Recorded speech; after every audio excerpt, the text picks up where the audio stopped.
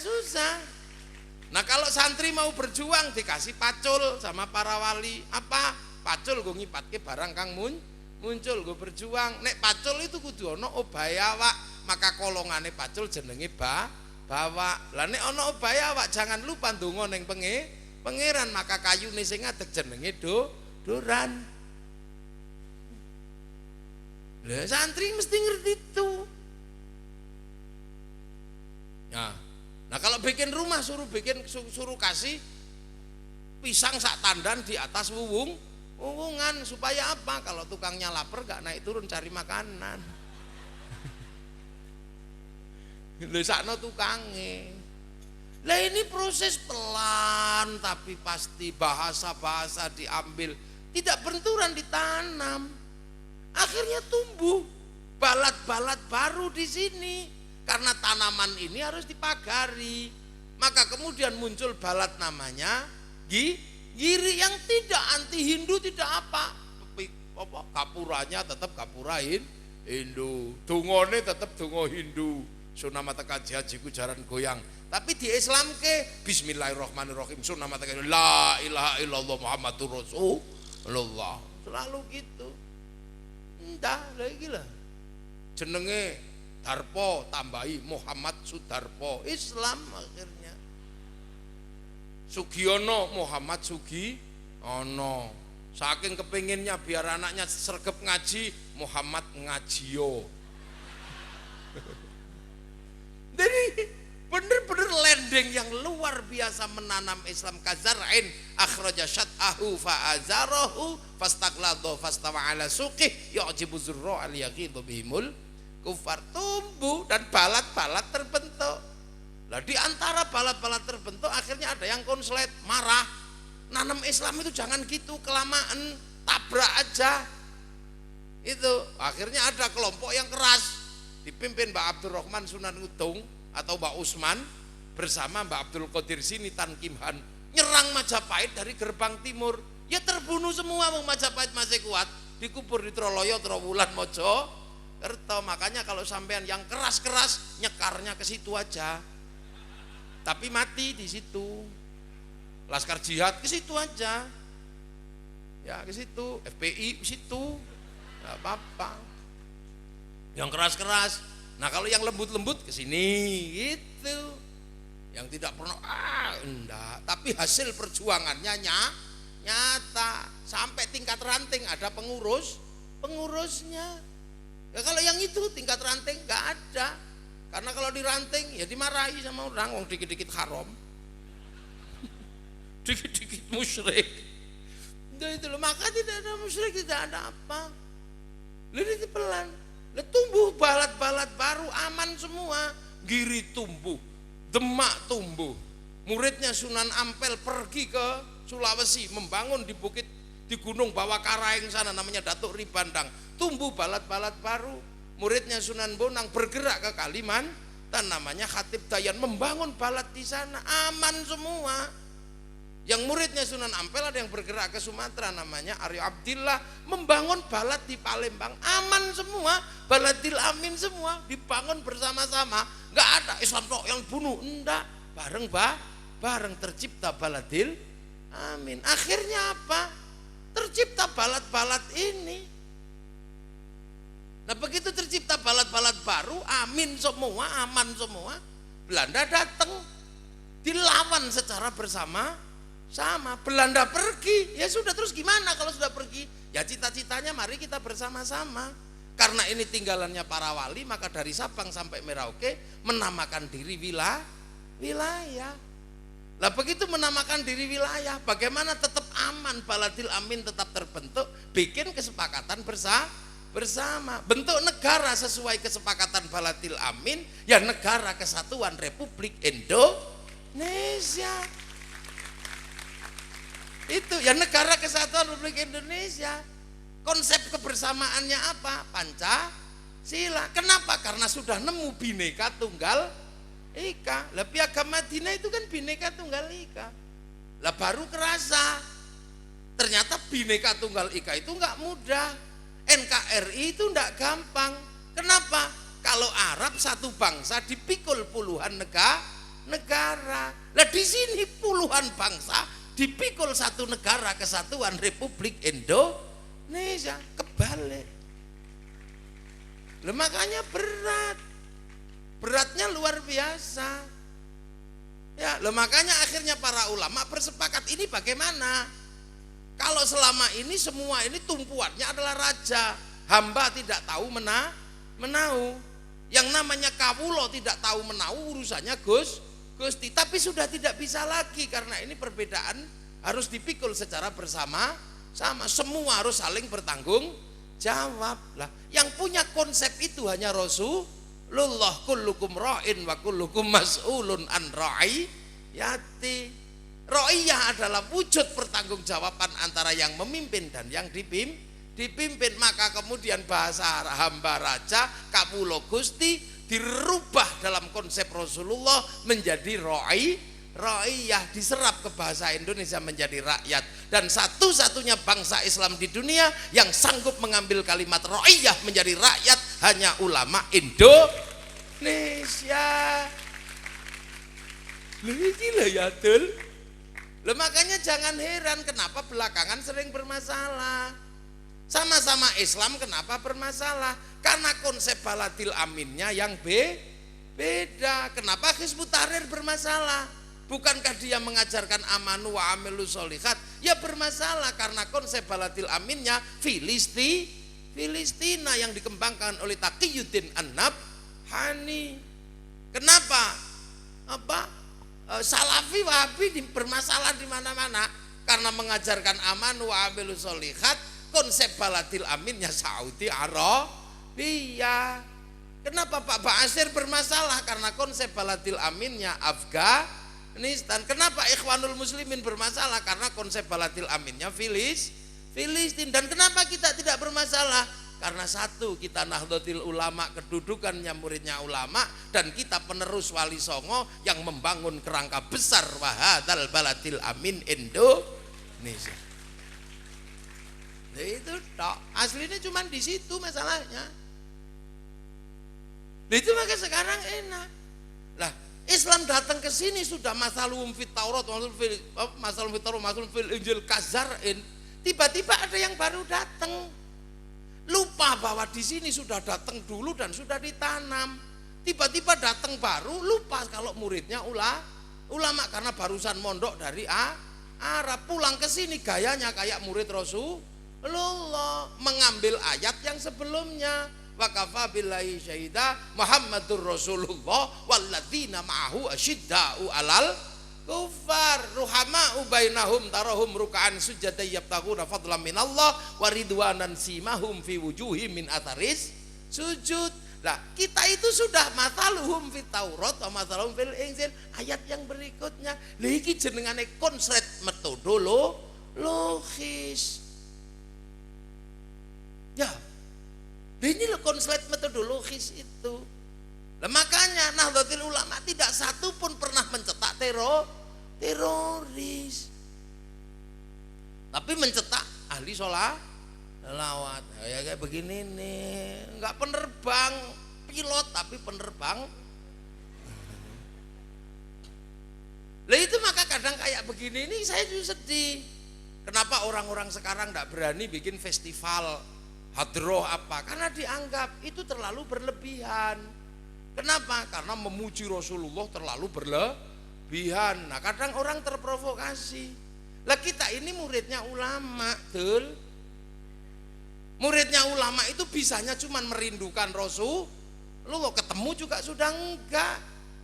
Syekh Busyiri merindukan Rasulullah sampai stroke, lahirlah burda sampai stroke lahir burda. Syekh Barjinji, Syekh Tibai, Syekh Sayyid Ali bikin Simtud Duror. Terus kita bikin pujian-pujian kerinduan. Lah ya kan biasa. Orang cinta kalau enggak ketemu kan begitu itu. Lah kita ini kan generasi muhibbin ya. Para pencinta. Lah kalau masih ketemu dengan kekasihnya enggak perlu puisi cinta, datang saut pun rampung. Lah kalau enggak ketemu begini yang lahir adalah puisi-puisi keindahan cinta. Maka seluruh sholawat dan qasidah adalah bentuk kerinduan umat pada Rasulullah yang sudah tidak pernah ketemu. Maka bahasa yang dipakai adalah bahasa cinta. Lah kadang orang sekarang marah, tidak bisa secara fikih bahasanya musyrik. Ya Rabbi bil Mustafa, bareng karo Kanjeng Nabi, balik maqasidana, sampaikan hajatku, musyrik itu bid'ah. Loh wong ini bahasa kangen kok. Seperti orang rindu, Dek. Aku rindu padamu, bahkan aku ingin mati bersamamu. Musyrik. Ya ora wong ini kalimat cinta kok musyrik. Dek, sehari aku tidak ketemu denganmu, mati aku. Lalu terus ditelok nganggo ilmu fikih ya bubar wong itu kalimat mahabbah. Lho Rhoma Irama rindu sama kekasihnya yang sudah mati, bikin kalimat musyrik. Alumni tebu ireng Rhoma Irama itu, cuman tanya itu punya kalimat musyrik karena rindu sama kekasihnya. Tapi jangan dilihat dari ilmu fikih musyrik beneran. Apa? Ku tahu rumus dunia. Loh emang dia tahu rumus dunia? Loh orang itu kalau kangen kan seolah-olah bisa ketemu sama Tuhan dan berdialog. Itu biasa, jangan dilihat dari ilmu fikih. Wong kita ini para pencinta belakangan kok. Seandainya aku bertemu Tuhan, akan kutanyakan tentang dirimu. Ini kan bahasa rindu. Hanya dirimu yang bisa membuatku tenang. Tanpa dirimu aku merasa hilang dan sepi. Tanpa dirimu aku merasa hilang. Memang kamu gak punya Tuhan. Loh, tapi ini kalimat rindu. Makanya burung pipit kalau jatuh cinta bahasanya juga pakai bahasa yang sangar. Padahal dia cuma burung pipit yang tukang makan padi itu. Merayu kekasihnya di samping singgasana Nabi Sulaiman. Sampean baca kitab Qissatul Anbiya. Di situ ada Dek Emprit. Apa Mas Emprit? Loh ini dialognya Emprit. I love you, prek katanya. Bener aku mencintaimu, gak percaya. Kata Empritnya, Dek, kalau aku harus membuktikan cintaku padamu dengan meruntuhkan kerajaan Sulaiman, akan aku runtuhkan. Kan ku rebut mahkotanya, ku ambil sebagai hadiah cintaku padamu. Lah ya Emprit itu loh, kok suaranya gitu lah. Makanya Nabi Sulaiman terus ngomong, alah Prit, lambemu. Apa jawaban Emprit? Emprit menjawab, ya Sulaiman, mengertilah, inilah kalimat Emprit kalau lagi jatuh cinta.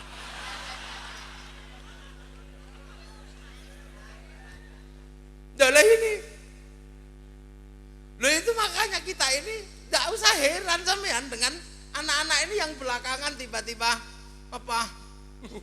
Judwa balik ulama kusot. Ya enggak ada masalah.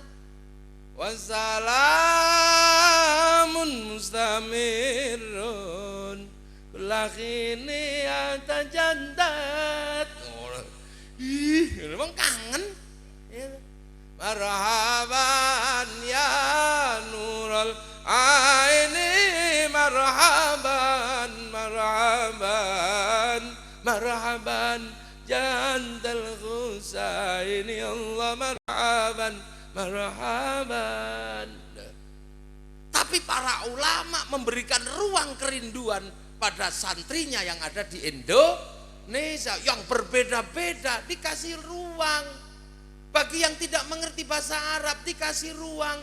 Kanjeng Nabi Muhammad lahir ing Mekah dinane Senin 12 Mulut. Nah, ini ruang orang Nusantara. Ulama ngerti. Yang suka dangdut kasih ruang. Ya Rasulullah salamun alaik ya Rafi Asya Adbatayyaji ya Uwailal Ju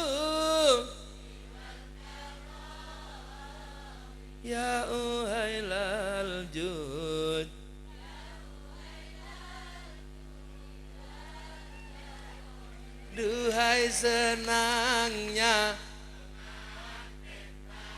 Dadang. Loh, kan ini kasih ruang. Loh, ini yang ngerti cuman ulama, karena ulama memahami sing dimong sebagai pengikut Rasulullah yang ada di Indonesia. Kasih ruang. Yang seneng India kasih, ya Rasulullah salamun alaik.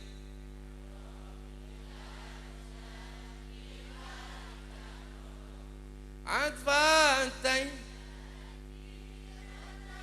alami ya wailal ju nakhnu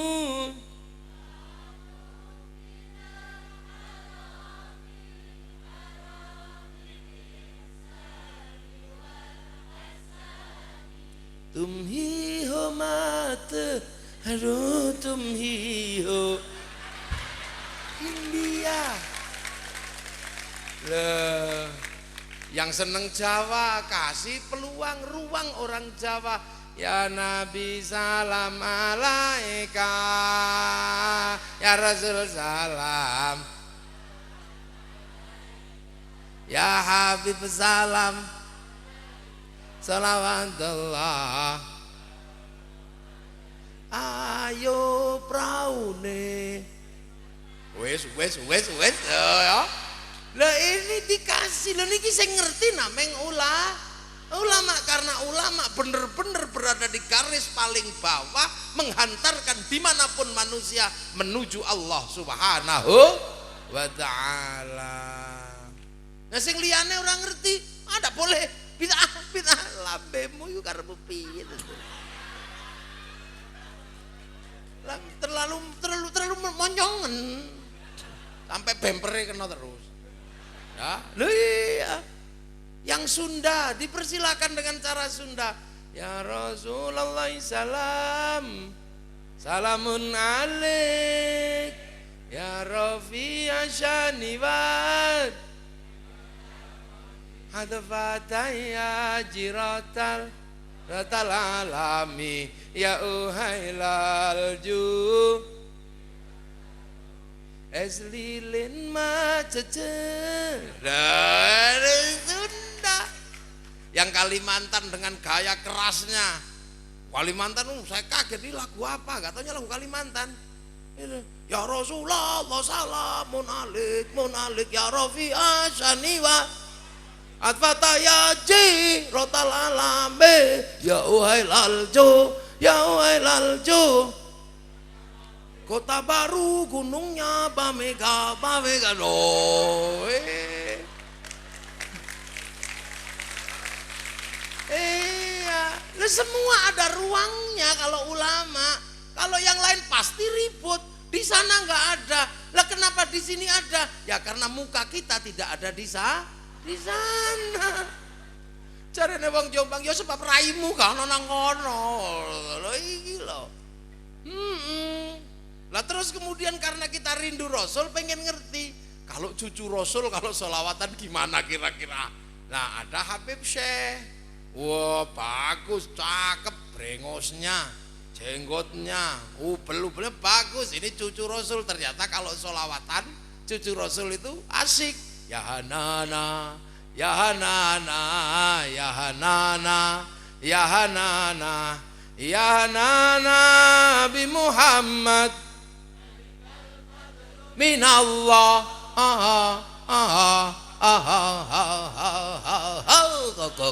ya hanana. Saking asiknya santri tebu ireng pengen ngikut, tapi ada yang nggak ngerti maunya apa ya itu ya, artinya apa. Tapi saking senengnya tumbuh mahabbah, nggak ngerti artinya ya datang bawa bendera ya hanana ya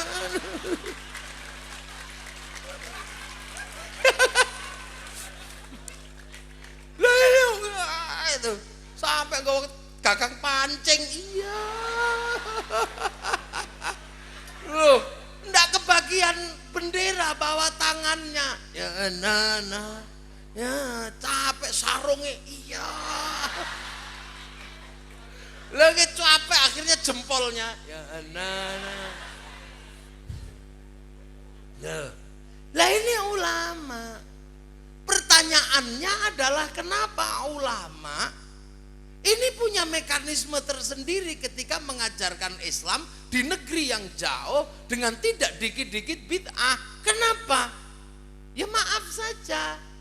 Karena ulama-ulama Indonesia membawa Islam dari jalur dalam. Jalurnya dalam.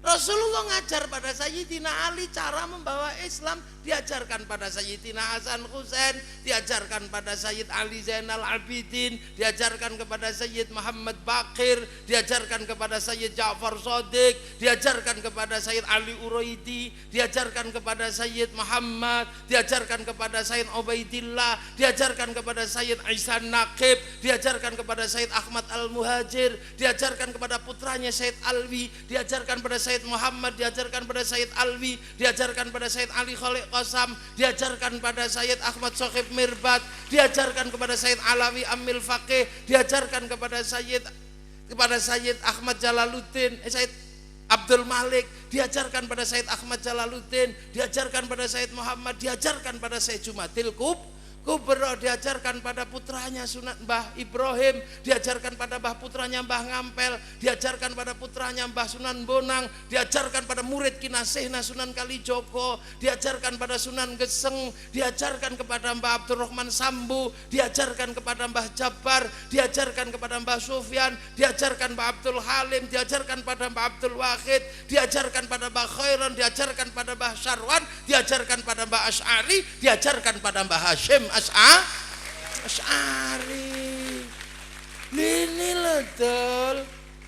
Nah yang satu kenapa suka ribut? Karena bukan dari jalur dalam, jalur luar. Karena Wahabi itu jalur najat, jalur yang jauh dari kehidupan Rasulullah. Maka kalau ikut Islam harus pakai petunjuk. Seperti kita yang jauh tidak ketemu arah, makanya kita pakai GPS. Maka sekarang banyak orang GPS-nya mana? Dalilnya mana? Kita sih nggak pakai dalil-dalilan, loh kita dari keluarga masing-masing. Ini jenenge perbedaan jalur dalam. Lah bejo Indonesia punya jalur dalam digowo sama putu-putu nih Kanjeng Nabi. Makanya banyak sekali ulama di Indonesia karena banyak dzurriyyah Nabi yang tidak tersebut nasabnya dalam dzurriyyah Nabi, maka banyak sekali tumbuh ulama-ulama Indonesia. Nggak ada apa yang nggak ada. Memang ini dari dulu ada di sini. Gus Kikin ya sama, dzurriyyahnya sana, cuman nggak pakai al siapa, enggak sudah. Ya sudah udah nggak pakai begitu. Iya, makanya kalau Mbah Hashim kan mirip banget, kita dulu mirip banget. Yakin saya, ya. Panjenengan mirip pol. Saya itu sampai mak teratap, angger delok panjenengan mak teratap gitu. Lu sama kok. Tinggal serbannya yang belum, Gus. Sama pel. Loh, persis sak guyu-guyune sak janggu-janggu persis di situ. Loh, saya juga tadi teratap gitu. Dulu beberapa tahun yang lalu ketemu itu belum tua, makanya masih gagah. Tapi begitu nih ganteng sekarang kayak Mbah Hashim dah. Tinggal jenggotnya tambah dikit. Itu kalau Mbah Hashim punya jenggot. Loh ini loh. Kita ini. Loh makanya kita ini selalu dikatakan mari kita kembali pada Quran dan Sunnah. Ya ngapain kembali wong kita belum pernah keluar.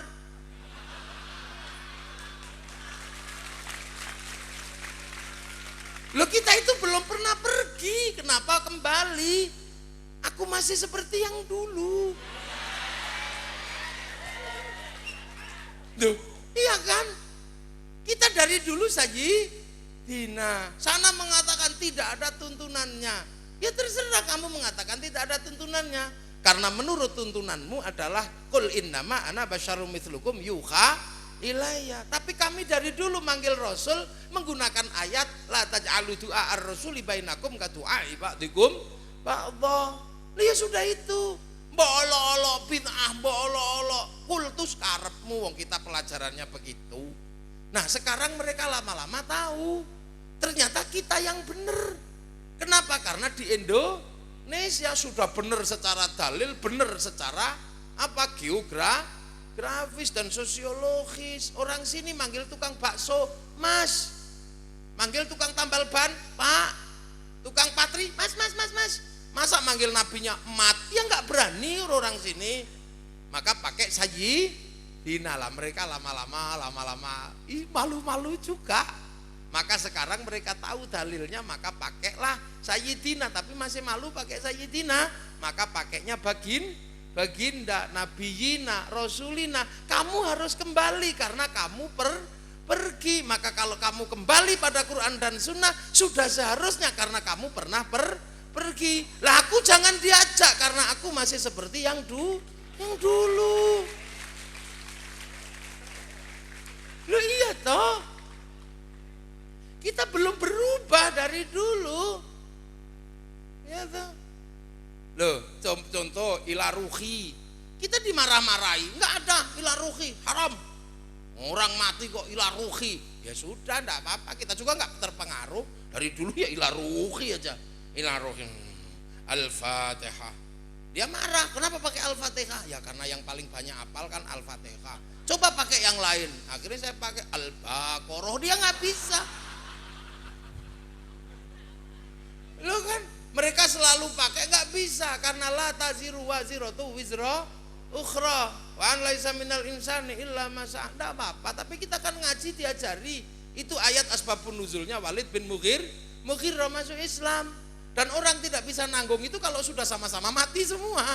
Tapi kalau satu masih di dunia masih bisa mendoakan. Sebab alladzina ja'u min ba'dihim yaquluna rabbana ighfir lana wa li ikhwanina alladzina sabaquna bil iman. Lah kenapa pakai ila ruhi? Karena la taqulu lima yuqtalu fi sabilillahi amwata bal ahya'un walakin la yash'urun. Jadi kita tetap aja begitulah. Sana udah enggak boleh. Lama-lama tahu sekarang. Maka kemudian tidak ila ruhi karena masih sungkan, pakai semoga arwahnya. Sama aja kayaknya. Kalau pegawai negeri pihak ke kiri nggak ke kanan, mengheningkan cipta mulai. Perasaan masih sama. Loh sekarang mereka, mari kita kembali pada Quran dan Sunnah. Iya bali, oh, wong kamu wis tahu pergi. Lah aku masih seperti yang dulu gitu juga. Semua masih gitu. Terbangan. Mau ini ya udah, wong kita dari keluarga pernah lihat ada sahabat bawa kendang masuk ke rumah Rasulullah. Lah orang luar kan nggak tahu ada sahabat pernah masuk bawa kendang.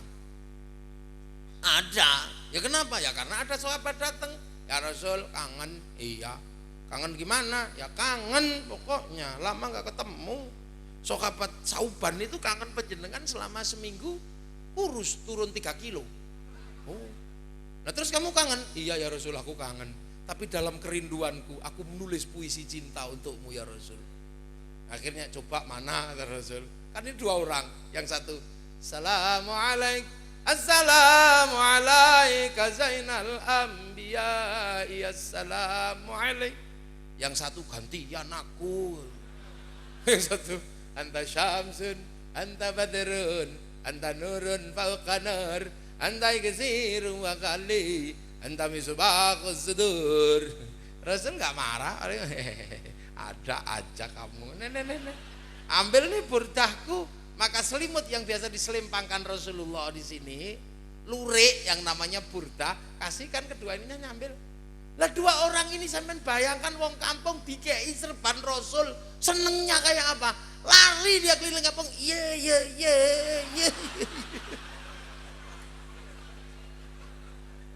Dikejar ini sama sahabat ini.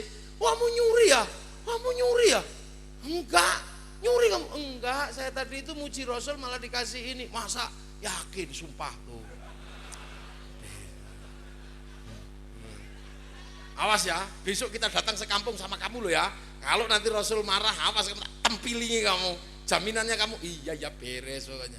Sekampung datang ke tempat Rasul. Lah di antara rombongan ada yang bawa terbang. Tungtang tung. Akhirnya rame-rame. Assalamualaikum tung. Rame. Loh. Sahabat Ali masuk, ada apa ini kok asik? Wah ikut nimbrung. Sahabat Utsman masuk nimbrung. Wah akhirnya banyak tungtang tuh lah. Sahabat Umar masuk, Apa ini tangtung ini, bikin pusing kepala aja. Terbangnya diambil banting tepok, pecah. Udah pecah gitu aja. Yang lain tetap aja, tapi habis itu terbangnya hilang. Yang lain lupa terbang, wong yang ada itu Rasulullah. Coba kalau nggak ada Rasulullah, ada cetak gitu ya tetap terdengar. Ini nggak dengar apa-apa, tahu? Makanya ada yang mengatakan nebuh terbang, tuf itu nggak boleh karena Sayyidina Umar bantingkan rendang. Loh, tapi kan ahli sunnah wal jamaah kan bisa voting. Loh, kita kan bisa voting. Asarus sokabah semua bisa jadi hukum. Sayyidina Umar gak suka, Sayyidina Ali, Sayyidina Utsman, Rasulullah suka. Ya 3 lawan 1. Ya menang yang 3. Ya tuh. Makanya boleh enggak apa-apa. Wong 3 lawan 1 kok. Lah Sayyidina Umar dicari, kenapa sih kok Sayyidina Umar marah-marah sama terbang? Ternyata Sayyidina Umar itu masalahnya pribadi. Orangnya saking kerasnya nggak suka nyanyian. Maka denger musik ngamuk debak gitu. Kan Sayyidina Umar sampai jangan bayangkan. Kerasnya luar biasa. Kalau baca Quran orang sekampung pasti lari. Bismillahirrahmanirrahim. Ini Sayyidina Utsman, bukan Sayyidina Umar. Bismillahirrahmanirrahim.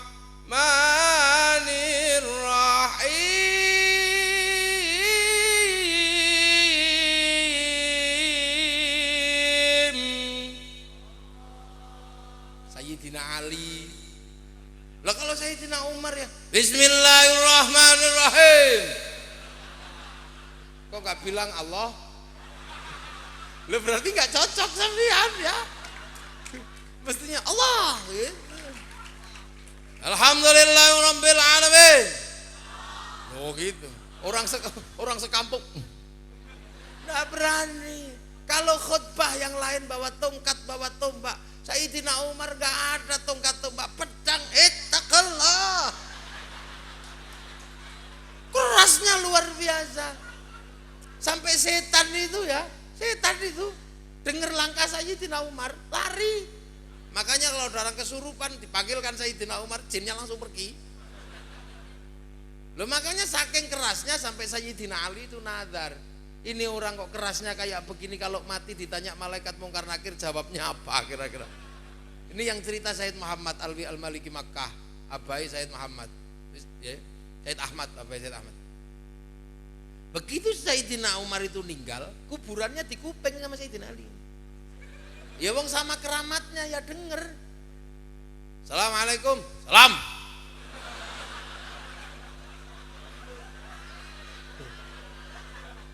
Siapa itu?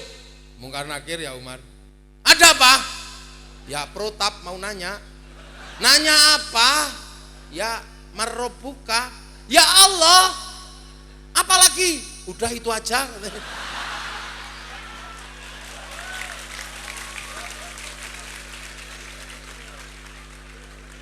Lah cerita kayak gini orang Wahabi juga nggak ngerti karena dia jalur luar, karena cerita begini nggak ada di dalam JPS.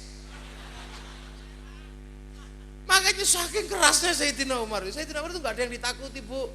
Yang ditakuti cuma 3 di dunia ini, Allah, Rasulullah, dan istrinya. Lah makanya saya itu pernah itu, jadi waktu mau nikah saya itu disuruh baca kitab sama kiai saya, kitab Uqudul Jen. Ternyata di situ itu ada ja'arajulun ila Umar bin Khattab. Saya nanya, rajul ini siapa ya? Itu Abu Dzar. Abu Dzar itu kepala suku, panglima perang, kaya, kelahinya nggak pernah kalah.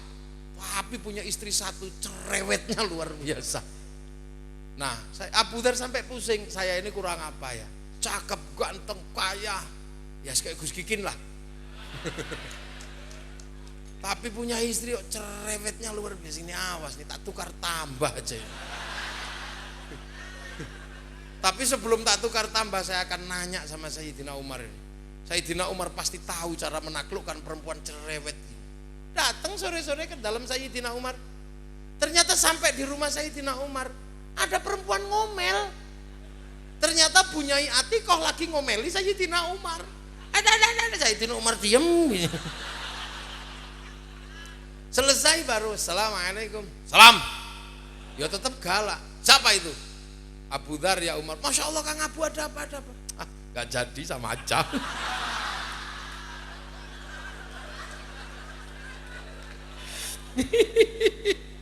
Lah ini loh ya. Loh, kayak gitu saya ini diweling sama kiai saya.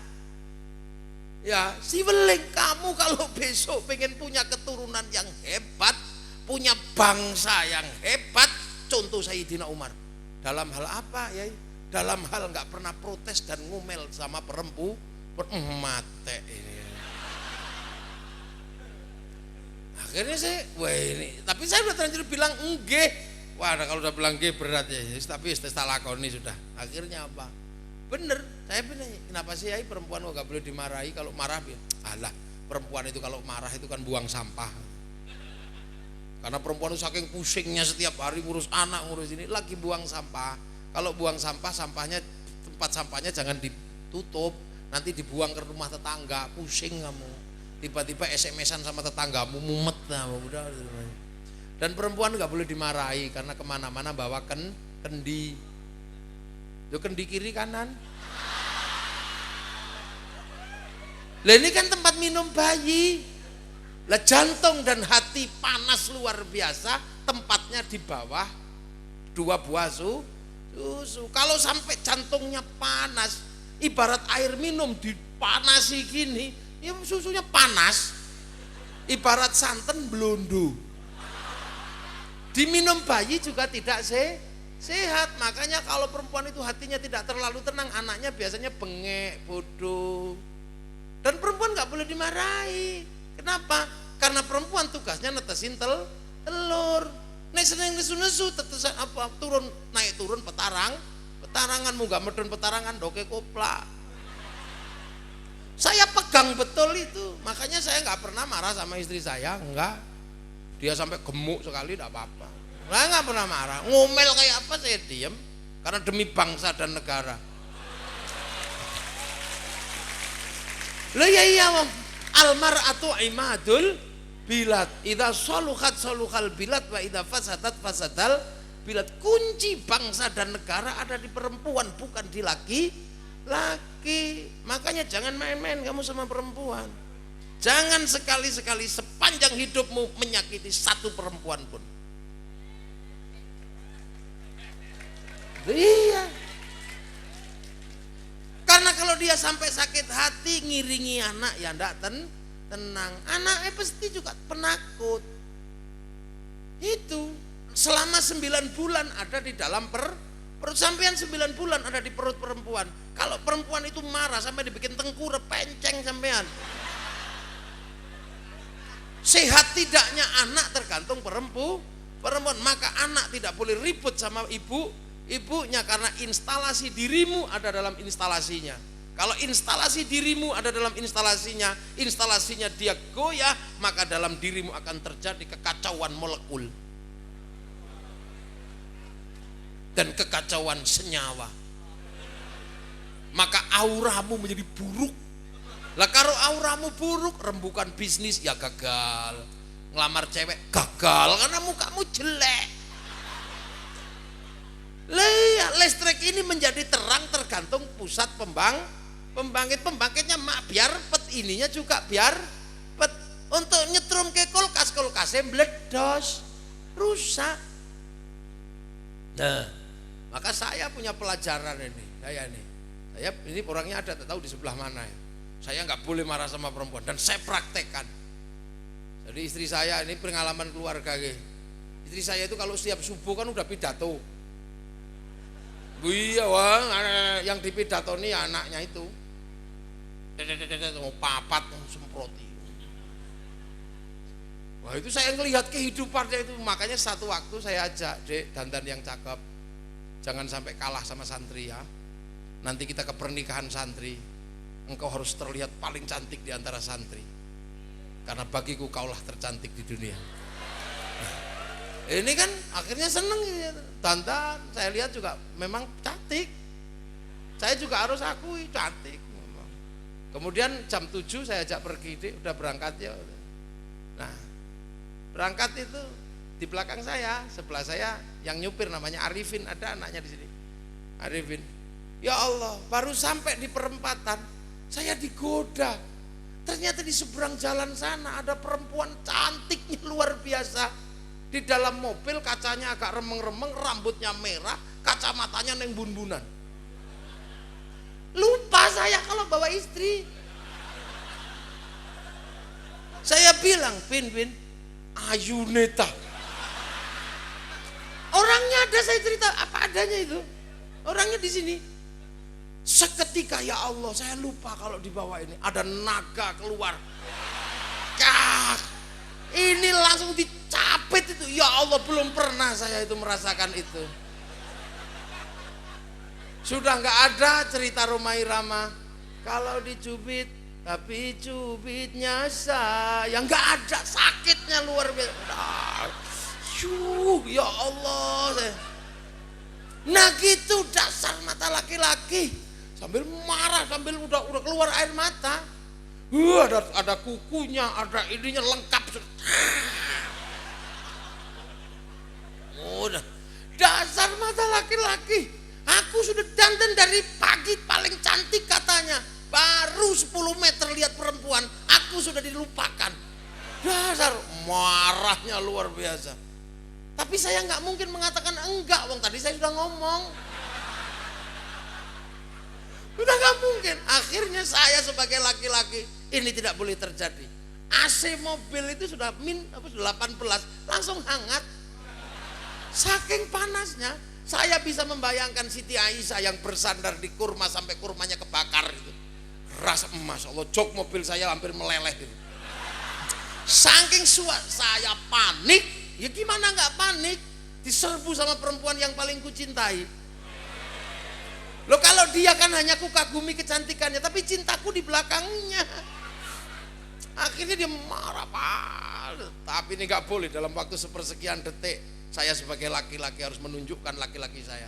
Saya katakan, iya, saya memang melihat perempuan. Iya, tapi dia sudah tersembunyi, delesep gitu, masih bisa melihat. Dasar mata laki-laki. Iya, aku bisa melihatnya. Perempuan secantik apapun, apalagi secantik dia, walaupun tersembunyi, pasti aku bisa melihatnya. Karena kalau aku gak bisa lihat perempuan cantik dan tersembunyi, mana mungkin aku dulu bisa menemukanmu.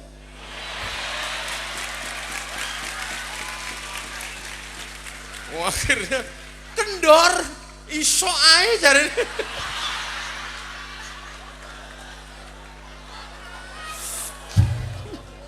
Loh inilah ini, ya Allah ya.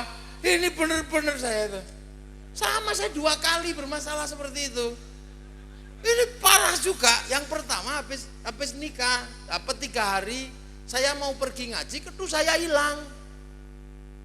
Karena ketu saya hilang sebagai istri tercinta dan solehah, ya. Oh iya kan, mau istri soleh nyarikan kan, pecinya di mana suamiku. Buka lemari ketemu wadah peci. Yang isinya bukan peci, tapi dokumentasi cinta di masa lalu. Mulai dari surat sampai foto. Kan saya itu banyak dicintai wanita dulu. Terus dia langsung marah, itu dilempar. Apa ini? Katanya aku yang pertama, ternyata ini apa? Gak bisa ngomong saya. Di sini tuh langsung pahit.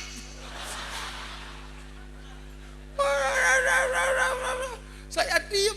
Ya Allah, yang tadi 1 jam yang lalu begitu indahnya, dia mau nyiapin sekarang. Ya Allah, ini pasti keterlibatan setan ini.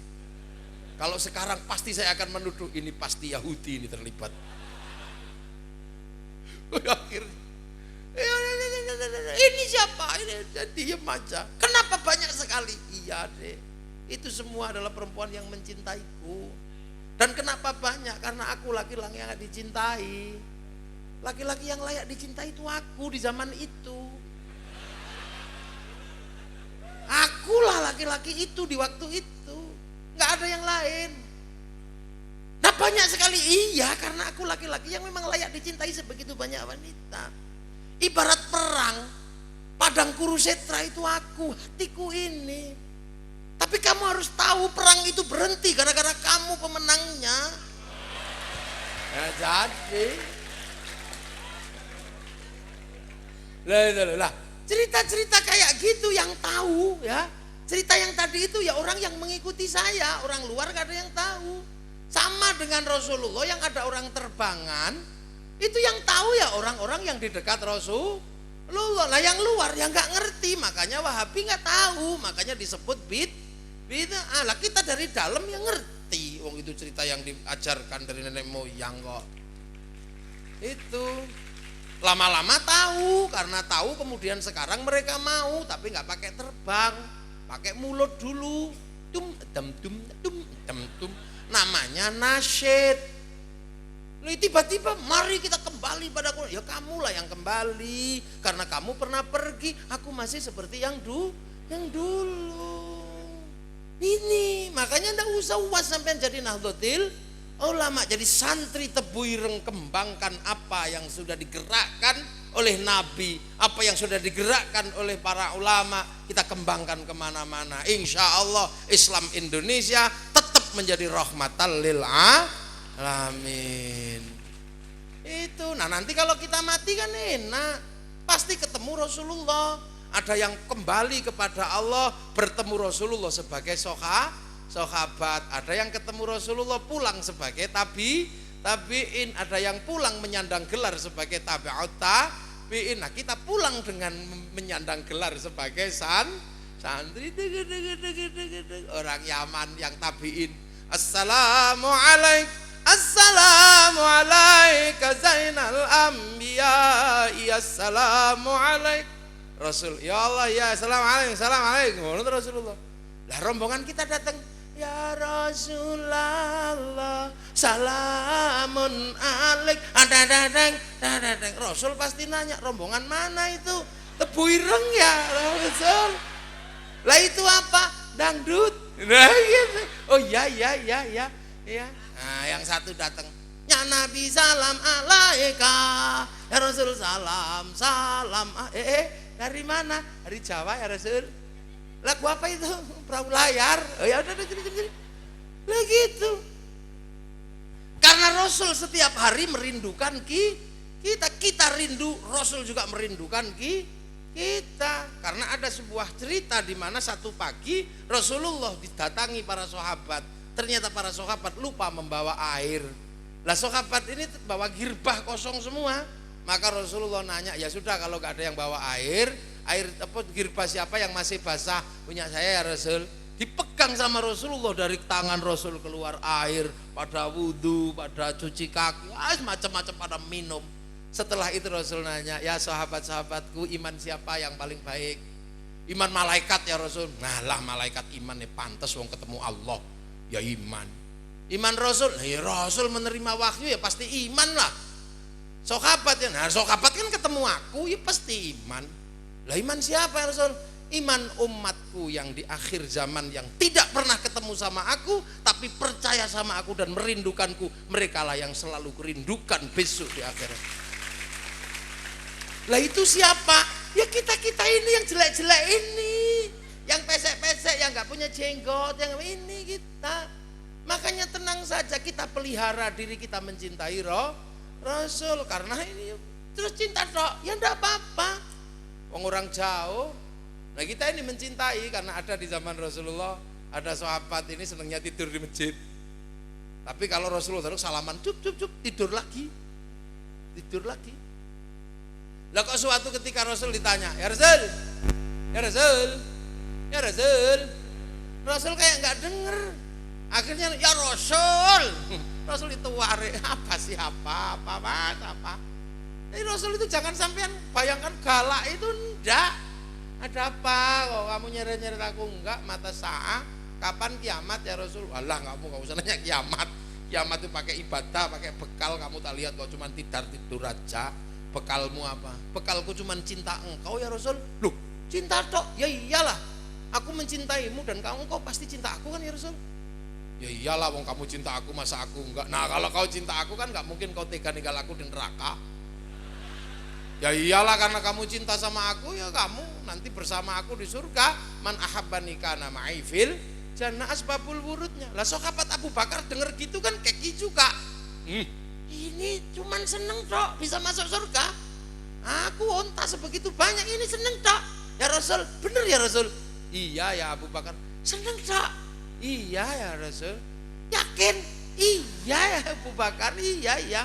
Saking senengnya Sayyidina Abu Bakar dengar kabar bahwa hanya dengan cinta mampu membawa orang bersama Rasulullah. Sayyidina Abu Bakar sampai lupa nari joget, ya Allah ya Allah, sampai jubahnya itu berkibar-kibar. Yang itu akhirnya diteruskan sama Sayyid Jalaluddin Rumi yang menjadi thariqah dengan wirling atau tari sufi. Loh seru saiki karepe ya. Ya lah itu. Tenang aja, Rasul itu tidak setiap hari mengeluarkan hadis kayak mesin fotokopi juga enggak. Rasul itu ya guru segala, ya Allah. Makanya saya kalau bayangin Rasul itu enggak wani saya. Enggak berani. Jangankan nyontoh Rasul saya. Makanya laqad kana lakum fi Rasul uswah. Wah, nyontoh Rasul itu beratnya luar biasa. Berat kita. Jangankan Rasul nyontoh sahabat aja berat. Enggak usah sahabat, nyontoh Mbah Hasyim Asy'ari lo abot. Sampean santri nih, nyontoh Kiai Hasyim Asy'ari itu beratnya luar biasa.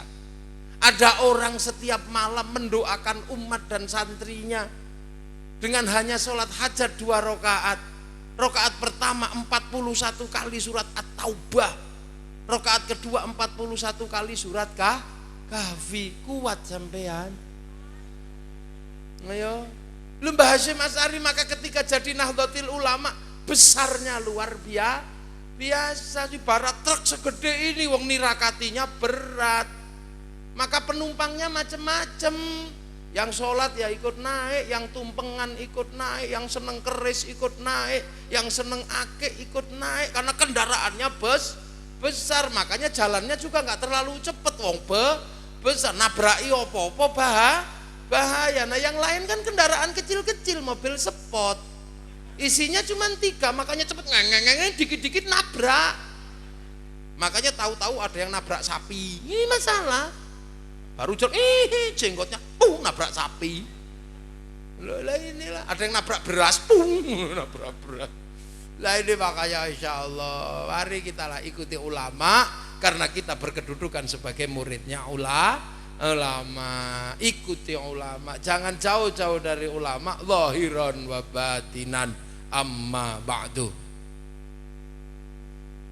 Dusud ini baru muqaddimah.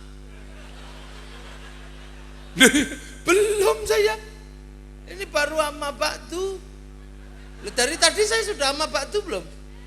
Lah nggih dereng nggih lagi niki kula ajeng amma ba'du. Lah nggih niki lagi muqaddimah kula dereng napa-napa. Jam pinten to? Wong niki pemanasan wae lagi anget kula. Jam 12 po niki jam 12. Sesuk maneh nggih. Niki. Kula lho ojo. Kula nek ngaji niku. Kula niku ngaji bahasa Indonesia ya. Lho kok dawa tenan aku iso ngaji bahasa Indonesia. Biasanya kula ngajine basa Jawa. Iki mau bahasa Indonesia. Oh berarti neng tebu ireng tenan iki. Bahwa tebu ireng adalah Indonesia. Lho kok iso aku ngaji bahasa Indonesia? Lho aku ora krasa nek ngaji bahasa Indonesia niki, Bang. Jarang kula iso ngaji bahasa Indonesia. Lho kok ning tebu ireng kula iso ya? Oh, Indonesia memang teko induk tebu ireng ini. Ndak kerasa saya. Ya Allah, lho makanya kita ini alhamdulillah para ulama bisa membentukkan Islam, bikinkan balatil. Amin. Mari kita jaga, kita punya bangsa, kita punya negara. Sudahilah perbincangan tentang pembicaraan agama yang begitu-begitu. Kita semuanya punya, bangsa kita lengkap. Orang Eropa punya cerita tentang Cinderella, kita punya cerita tentang bawang putih, bawang merah, sama saja. Mereka punya cerita tentang Romeo Juliet, kita punya cerita ande-ande lumut. Mereka punya cerita tentang Samson and Delilah, kita punya cerita Bandung Bondowoso. Sana punya cerita tentang kura-kura ninja, kita punya kancil nyolong timun, punya semua sama. Makanya sudah, yang lain bicara khilafiyah, yang lain kita bicara bangsa. Wa ja'alnakum syu'uban wa Jangan sampai kalah dengan bangsa yang lain. Malaysia menutup perbincangan keagamaan yang tidak produktif. Malaysia menyerahkan masa depan negaranya dan bangsanya pada si Upin dan si Ipin. Makanya Malaysia mengajarkan pada si Upin dan si Ipin tentang perbedaan. Di Malaysia tidak bisa dipisahkan dengan ras India, si Upin dan si Ipin dikenalkan dengan Jarjit. Di Malaysia tidak bisa dilepaskan dengan ras Cina, Upin si Ipin dikenalkan dengan Mei. Biar tidak lupa bahwa di sana ada ras Indonesia, kenalkan dengan tokoh Susanti. Ini pelajaran bangsa.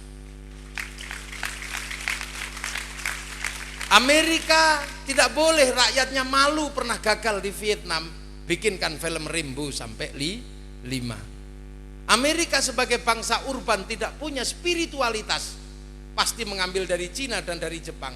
Agar anak-anak Amerika tidak malu mengambil dari Cina dan dari Jepang, dari kecil bikinkan American Shaolin, American Kung Fu, American Ninja, bahkan The Last Samurai, tokoh terakhirnya Tom Cruise dari Amerika. Ini bangsa. Jepang tidak boleh mengulang pembantaian rezim restorasi Meiji terhadap rezim Tokugawa, korbannya jutaan. Agar anak-anak muda tidak mengulang kembali, bikinkan film yang punya genre zaman now dengan judul Samurai X dengan tokohnya Rory Kenshin. Kita punya bangsa, kita punya agama. Mbah Hasyim Asy'ari memahami agama dari hal yang paling rumit, dari hal yang paling mudah. Tapi Mbah Hasyim tidak melupakan hubbul watan minal iman. Pertama kali beliau yang menyatakan pada tahun 1914. Yang lain belum berbicara tentang bangsa dan negara, Mbah Hasyim sudah berbicara tentang hubbul watan minal iman. Ketika Bung Karno sangat kebingungan karena ada kelompok yang pengen Pancasila ditambah ketuhanan yang Maha Esa dengan menjalankan syariat Islam bagi pemeluknya, Mbah Hasyim Asy'ari minta kepada Kiai Hasyim untuk mentaskhih kebenaran Pancasila. Kiai Wahid pulang ke sini dan Kiai Hasyim, akhirnya Mbah Hasyim puasa 3 hari dan selanjutnya menghatamkan Quran 1 kali Fatihah 360.000 kali iyyaka na'budu wa iyyaka nasta'in. Salat hajat 2 rakaat, 40 kahfi, 40 taubah. Hasilnya apa? Pancasila sudah sesuai dengan syar'i. Karena apa? Mbah Hasyim menitipkan kerakyatan yang dipimpin oleh hikmat, kebijaksanaan dalam permusyawaratan, perwakilan, dan ketuhanan yang Maha Esa di negeri Baladil Amin tidak mungkin dicetuskan dengan kul huwallahu ahad. Karena kalau kul huwallahu ahad akan tabrakan, maka sebagaimana Allah berubah menjadi pangeran, musola jadi langgar, maka kul huwallahu ahad menjadi ketuhanan yang Maha Esa. Maka Pancasila sudah betul secara syar'i, kata Mbah Hasyim. Maka Bung Karno dengan tegas, Pancasila sudah betul secara syar'i dan 7 kata dalam Piagam Jakarta harus dihapus. Karena itu kalau Bung Karno ke Tebuireng tidak pernah berani pakai sepatu. Kenapa? Karena di sini ada Mbah Hasyim dan Bung Karno pasti tahu Pancasila tidak akan pernah selesai sebelum diputus final secara syar'i oleh Mbah Hasyim Asy'ari. Dan ketika sekutu datang ke sini, semua sudah berlari dan tidak ada yang berani menghadang. Dari sini lahirlah resolusi jihad 22 Oktober. Maka tidak ada yang menyangkal pada tanggal itu dijadikan hari santri. Artinya apa? Itu milik Nahdlatul Ulama. Masih kurang apa? Kita bagian dari Indonesia. Maka kita jaga Islam sampai mati. NKRI harga mati. Wallahu a'lam bissawab. Al-Fatihah. Shiratal ladzina an'amta 'alaihim ghairil maghdubi 'alaihim waladdallin. Amin. Ihdinas siratal mustaqim. Assalamualaikum warahmatullahi wabarakatuh. Ono sing donga to? Sing sepuh donga? Lho sisan. Bismillahirrahmanirrahim. Alhamdulillahirabbil alamin. Hamdan na'imin hamdan syakirin hamdan yuwafi ni'amahu kafi mazidah. Ya Rabbana lakal hamdu kama yanbaghi li jalali wajhikal karimi wa 'azimi sultanik. Allahumma iftah alaina futuhal arifin bi hikmatika wansur alaina rahmatak wa dzakirna wa nasina hadzal jalal wal ikram. Allahumma ij'alna ummatan sayyidina Muhammad. Allahumma aslih ummatan sayyidina Muhammad.